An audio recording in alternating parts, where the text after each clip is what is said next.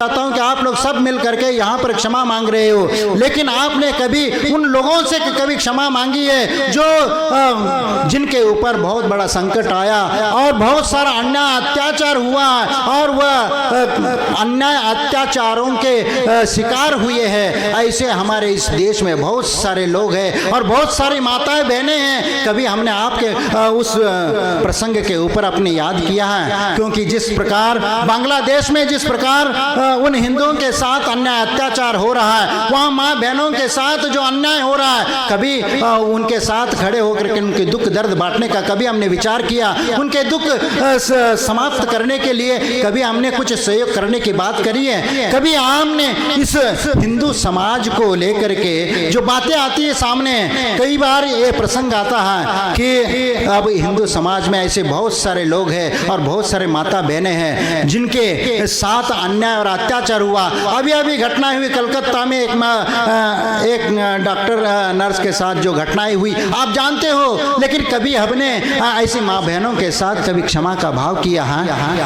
हम उनसे कभी क्षमा मांगी है कि हे माँ, आपके साथ जो अन्याय हुआ उसके बदले में हम क्षमा मांगते हैं, क्योंकि आपकी रक्षा करने का दायित्व हमारे ऊपर था, हमारे देश के ऊपर था, हमारे सभी हिंदुस्तानियों के ऊपर था, लेकिन हमने आपको बचा नहीं पाए। उस श्रद्धा को आपने कभी क्षमा मांगी जिसके 40 टुकड़े करके फ्रीज में रखा गया? उनसे क्षमा मांगी? उस अंकिता शर्मा से कभी आपने चर्चा करी कि जिसको एक मुसाफिर ने उसको गोली मार करके हत्या कर दी? कभी इन लोगों के प्रति भी हमारी की सहानुभूति कभी भीतर जाग जाएगी?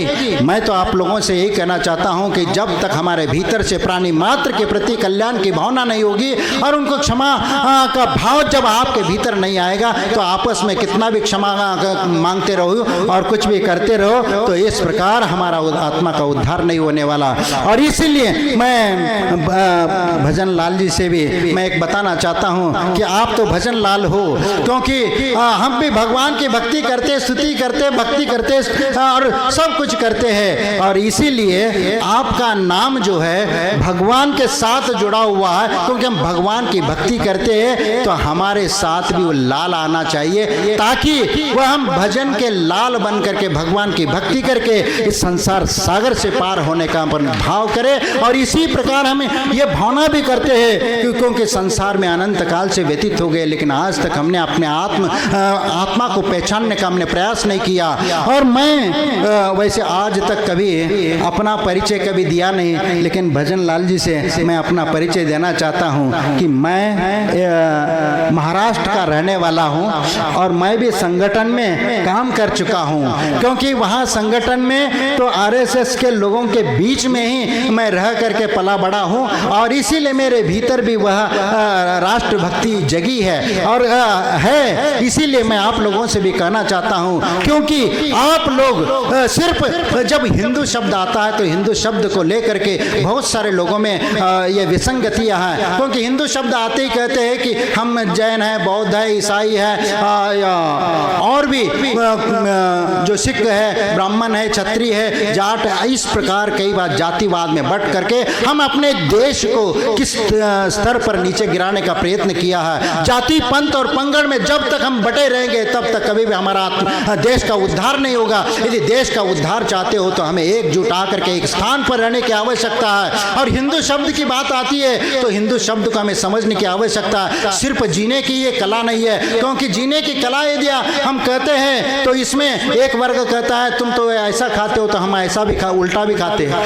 क्योंकि आप सीधा हाथ धोते तो हम उल्टा हाथ धोते हैं। तो ये सब परंपराएं सब अपने अपने ढंग से मानते हैं, लेकिन हमारे पूर्वाचार्यों ने इस हिंदू शब्द को लेकर के एक बात कही है, ये ध्यान से आप लोग समझ लीजिए, क्योंकि जो जैन है वह भी समझ ले और जो अन्य लोग हैं वह भी समझ ले कि हिंदू शब्द की परिभाषा में बताना आना चाहिए। यदि कोई पूछता है कि तुम हिंदू हो तो हिंदू कैसे और किस रूप में हो, यह हमें बताना आना चाहिए। इसलिए हमारे पूर्वाचार्यों ने जो कहा है कि हिंसा प्रदूषित दूरी करोति हिंदू रीति प्रयुक्ति है ना, जो हिंसा से जो दूर रहता है वह हिंदू है। तो आप कौन है विचार कर लेना।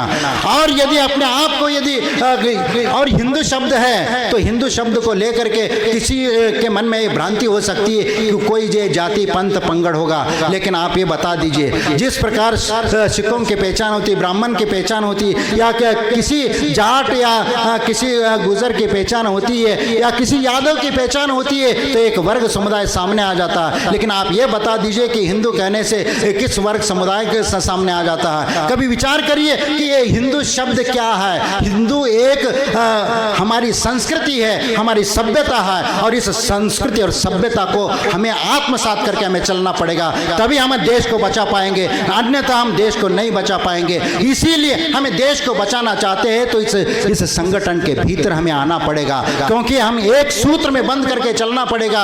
और यदि आप ये कहते हो कि हिंदू शब्द का और भी अर्थ आता है कि हिनस्ति पापम इति हिंदू, पाप की हिंसा करने वाला ये वही हिंदू है। अब पाप की हिंसा की बात आती है, क्योंकि यहाँ नेगेटिव बात है लेकिन वो पॉजिटिव में आ जाती है, क्योंकि हिंसा की हत्या करने वाला है, पाप की हिंसा करने वाला, पाप की हिंसा करने वाला मतलब हिंसा को दूर रहने वाला, अहिंसा का पालन करने वाला, सत्य का पालन करने वाला, आचौर्य का पालन करने वाला, ऐसा जो व्यक्ति है वही हिंदू कहलाता है। ये हमारी संस्कृति है, हमारी सभ्यता है, जाति और पंथ और पंगड़ नहीं है। इसीलिए हमें इस बात को समझ करके चलना होगा, क्योंकि तभी हम देश को सुरक्षित कर सकते और देश का उद्धार कर सकते। हमें क्षमा हम सबको मांगते रहते हैं, लेकिन क्षमा तो आप अपने से मांगो पहला, क्योंकि अपने भीतर जो आप राग द्वेष कषाय को पाल करके बैठे हो, जिसके द्वारा और भी लोग दुखी होते जा रहे हैं, पहला स्वयं अपने आत्मा को क्षमा करिए और इसके उपरांत प्राणी मात्र के कल्याण के लिए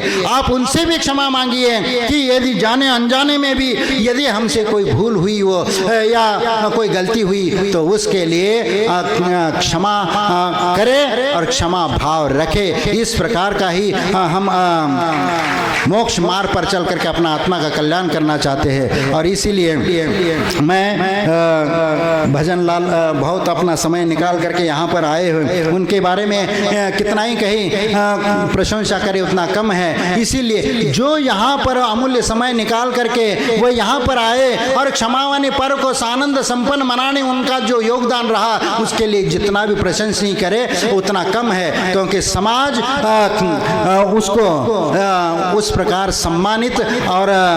सम्मानित करके उनको गौरवान्वित करे। और इस प्रकार ऐसे ही जो समाज के कार्यक्रम होते हैं उनमें भी आपका सहयोग बना रहे, और समाज के प्रति जो भी आप सेवा भाव करना चाहते, सेवा देना चाहते हैं, वह आपकी सेवा और हमारा योगदान, ये दोनों मिलकर के हम चलेंगे तो जिन शासन की प्रभावना होगी, इस देश और धर्म की संरक्षण होगा। और हमें देश यदि सुरक्षित है तो हम सुरक्षित है, हम सुरक्षित है तो हमारी संस्कृति और सभ्यता सुरक्षित है। और इसीलिए हमें उस मार्ग पर चल करके अपना आत्मा का उद्धार करना है। समय आपका हुआ है, और इसीलिए मैं आप लोगों से कहना चाहता हूं कि जीवन में जैसा भी हो संबंध बनाए रखिए, दिल मिले या न मिले लेकिन हाथ मिलाते रहिए, निश्चित हमारा आत्मा का उद्धार होगा। जय बोलो महावीर भगवान।